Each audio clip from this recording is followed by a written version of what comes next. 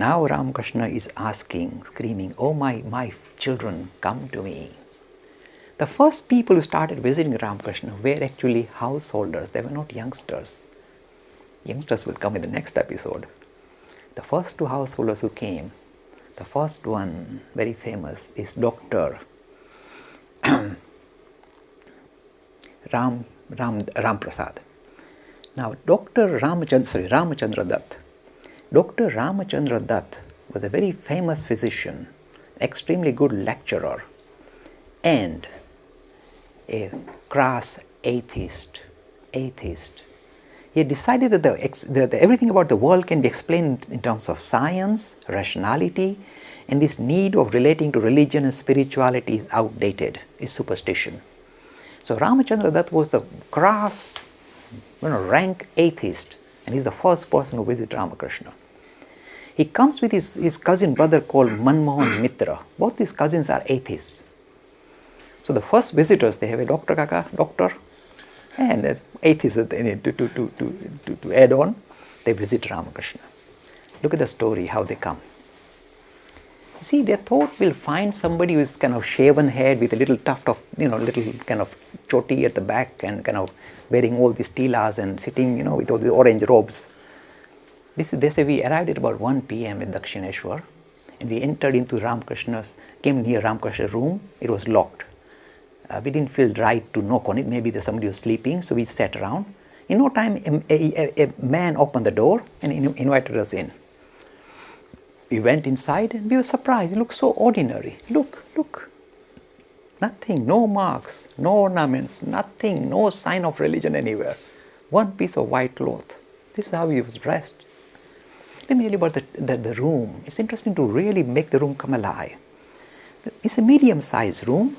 It has got one bed and one little wooden bedstead, like a wooden bench, very uncomfortable, and a little stool where Sri Ramakrishna would sit. Wooden stool. There's nothing, no cushions, nothing. There was a carpet or a mat on the floor where some devotees would sit on the floor sometimes, and Ramakrishna would sit on the wooden bedstead and talk to them. This is the room they enter. Now, the moment they enter, the first thing that drew their attention is that this man is so simple, so guileless. There is no other external show of religion. That impressed them. This is the best way to impress an atheist. Don't make any show of religion. Then they said, he's a normal man. So they could interact with him straight away. They felt very comfortable with him. Now you see, this Ramachandra Dutt, one of his daughters that died recently, she was grieving inside. He was trying to resolve the idea, can there be a God? Look at my painful condition. There can't be a God. And this is visible when the Ramakrishna meets and he knows exactly what is his state of mind, what is his background and where he is going. He is aware. So he attracts both the brothers and says, both the cousins say, come here again and again. And he talks very nicely, sweetly, gently to them about the idea. The first question Ramachandra Dutt says, can God be seen? Look, this is the cry of the heart. He wants validity, an atheist looking for validity of God. Can God be seen? Ramakrishna says, yes, he can be seen, my boy. He can be seen more clearly than I can see you. See the language of his spiritual experience. This was very exciting and interesting. And yet these are atheists. They're not going to be easily taken in by this kind of sweet talk. They go away, but they are hooked. They are hooked by the personality. The simple, guileless personality of Ramakrishna draws them, not high philosophy.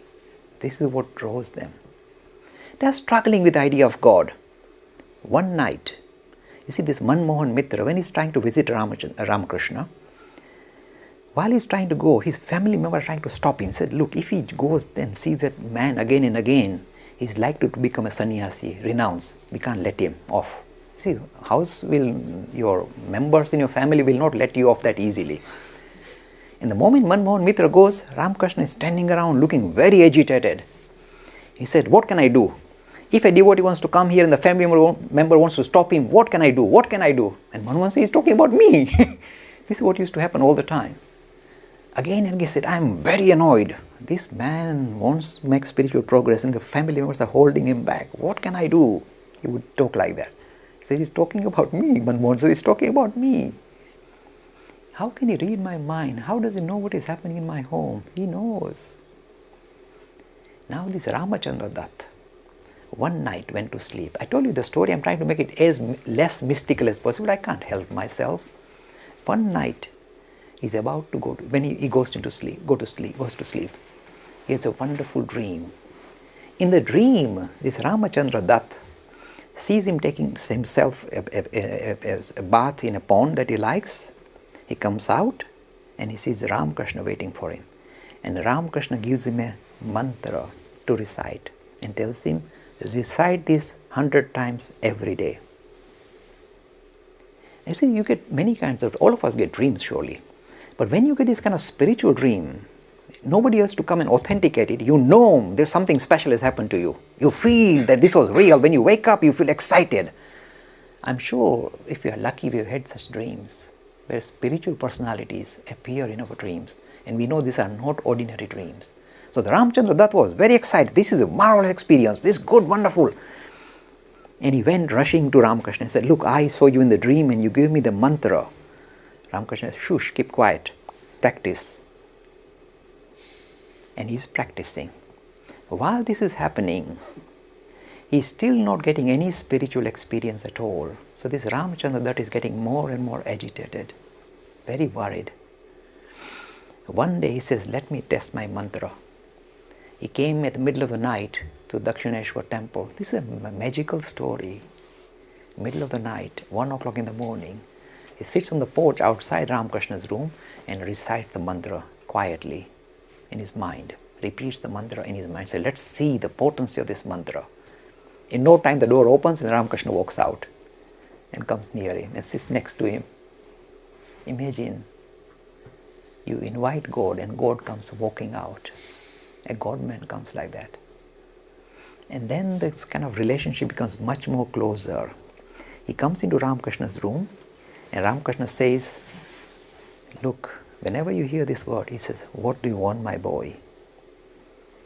You see a God-man telling you, what do you want? And Ramachandra Dutt recalls in his diary, he said, I thought, what should I ask for? Money, standard stuff for human beings. Money.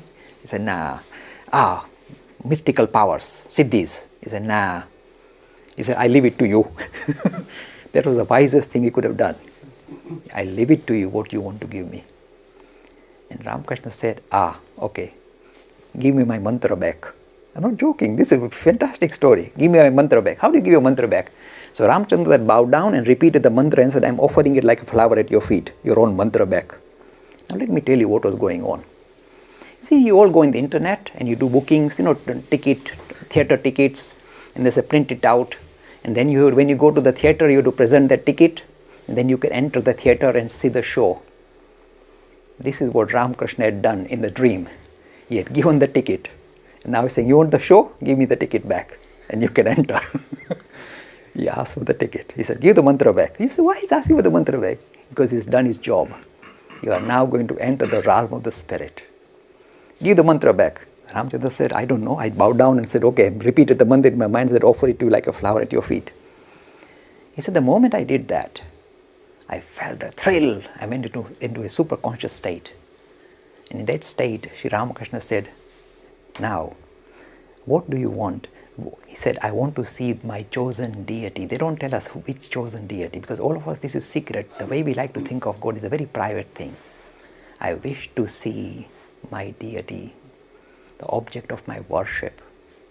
Ramakrishna said, look at me.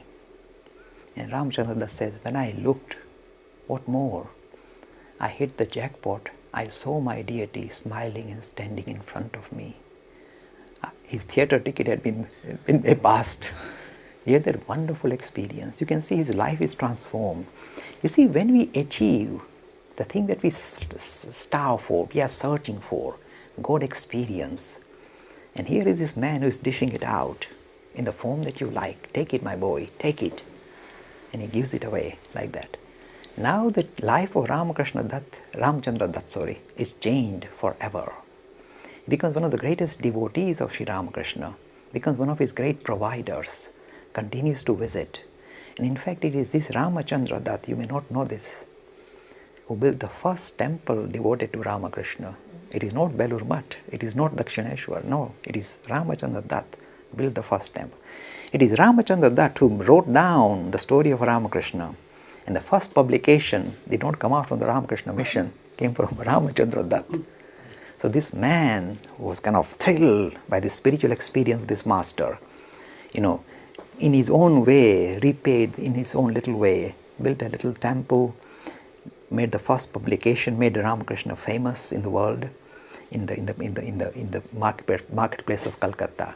So this is how Ramachandra kind of becomes closely linked as the first disciple, a householder disciple, expressing the love of spirituality that becomes visible, comes to its fruition with this master called Ramakrishna.